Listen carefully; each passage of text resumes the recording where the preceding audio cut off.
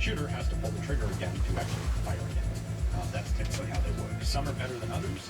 There are some where the cog is a very simple system, and if you pull the trigger quickly and release it, you can fire 1 or 2 rounds, but not the whole burst, usually the 3-round burst. And in those cases, the second time you pull the trigger, the cog wheel will rotate only the 1 or 2 positions left before actuating and stopping the burst. So there are some where they'll have what's called memory. Excuse me. So you'll fire a 1-shot burst with a quick flick of the trigger, and then the next time you try and fire a burst, it may technically be a 3-round mechanism, but it will only fire 2 because you fired the first round of the burst previously. Some systems don't have memory like that. Some will always give you a 3-round burst, or however many they're set up for. I'm not aware of any that are easily interchangeable for different numbers. Typically that's something that's decided in the initial design of the gun and then left that way, and it's almost always 3 rounds. That's kind of the standard. Less than 3 rounds. There are some 2-round burst guns, by the way. The Soviet AN-94, in addition to having its full auto setting, has a 2-round burst mechanism. But usually it's 3, because usually people decide that once you hit round number 4, you're probably not firing effectively any longer. And if you were, you wouldn't need the burst setting. If your 4th round is going to be controllable, then you have the training and practice and experience that you don't need a burst setting. Which leads me to your urban legend, which is, as far as I know, actually true. The reason for burst settings is so that you don't have to try and train really good burst trigger control into troops who may not be particularly experienced, who may not have a long term of service. If you have a military that has mandatory conscription and everybody's going to serve a 6-month or 12-month term of service, that's really not enough time to have enough round count to get people experienced enough to effectively fire full auto. So a 3-round burst limiting mechanism on the guns is an idea for a stand-in, so that people don't, in fact, get stressed out and dump full magazines when they shouldn't be. All right, next question is from Zach, who says, what would you consider some must-have books for a firearms enthusiast? And is there any hope of ever seeing a Forgotten Weapons DVD set? Well, I'll start with the DVDs. The answer to that is almost certainly no. And the reason is that a DVD is capable of carrying something like 3 hours of footage, and I have many, many, many times that much. I have over 1,000 videos currently posted. Average length is probably 10 minutes. That's 10,000 minutes. That's going to be a whole lot of DVDs, more than would ever be practical. So, no, I don't think I will ever actually have a DVD set. As for must-have books, that's also a tricky question, because it really comes down to what are you interested in. If you're looking for a book that covers everything, general information on firearms, well, there are a bunch out there. However, there's also the internet. And if you are going to go buy, the general book of all guns, if that's something you can actually pick up, and it's going to be like this thick, it's probably going to have about the same depth of information as something like Wikipedia. There's the one really good example, the one really good exception, actually, to that rule, this book called Handguns of the World by Edward Ezell, which I think does a really good job of being an introductory book about mechanics and history and development, and cover a lot of both common and very unusual firearms. It does focus specifically on handguns, and primarily military handguns. But when people ask for, what's one good introductory book, that's usually the one I recommend. Beyond that, if you want to get more information than you could get off of Wikipedia, you need to really narrowly focus on some specific subject. So, yes, there are some good books on Lee Enfields, there are good books on Mausers, there are books on Mauser pistols and Colt pistols and military arms of Argentina. But I wouldn't call any of those must-have books for all collectors, because you may not be interested in Argentina, or you may not be interested in Colt. You really have to specify what kind of books you're looking for, and then it's a question of, if it's a narrow enough subject, usually whatever's available is going to be pretty good. Next up, from Alvin York, apparently. I don't think it's the same Alvin York. Anyway, what are the advantages to carrying and using rifle grenades over a bazooka? I've read that some American units in World War II preferred to use anti-tank rifle grenades over the bazooka. because they were considered just as effective against German armor as the bazooka. If that's true, why even issue bazookas? That's actually a pretty simple question. A bazooka is heavy and bulky and awkward and a pain in the butt to carry around, but it is much more accurate. Bazookas are generally rocket launchers are almost always going to be direct fire. They have a nice set of very purpose-built sights in them, and you'll typically have a longer range because you can have a rocket motor in the thing that's going to propel the shell.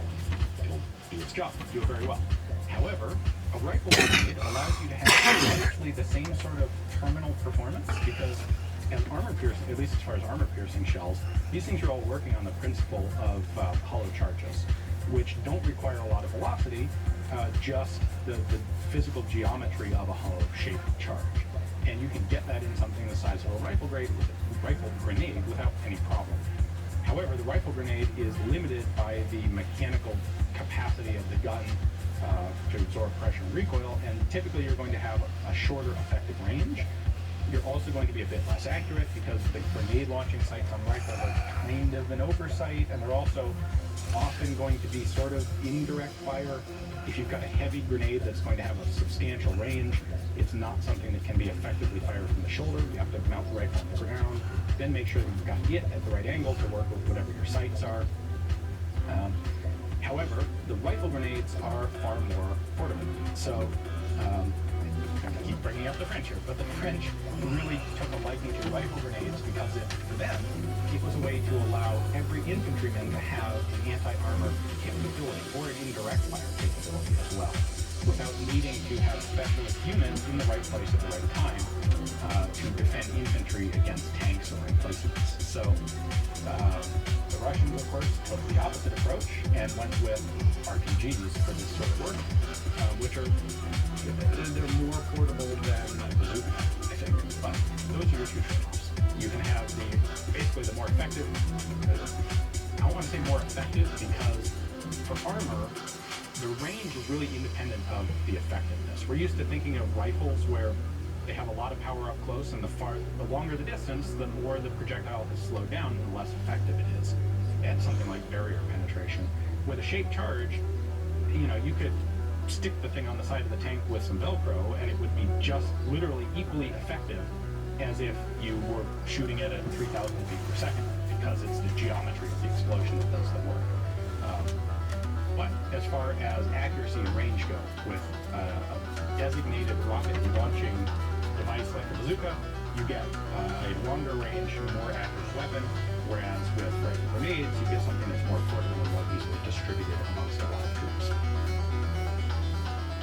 Let's see. Glenn says, what is one of your favorite World War II rifles that most people do not know about? Everyone knows about the rifles of major powers. Are there any rifles from a minor power that are worth noting? Well, most of the time the minor powers didn't have the production capacity to build their own distinctive guns. So usually the minor powers are using something they bought from one of the major powers or a neutral country. The one that I still really kind of want to get, but for no particularly good reason, is the Hungarian 35M. It is basically a split-bridge monitor rifle chambered for 8x56 using the same 5-round end-lock clips that the Styrak 95 straight-clip rifle uses. I can't articulate any good reason why I want one of those, or any practical reason.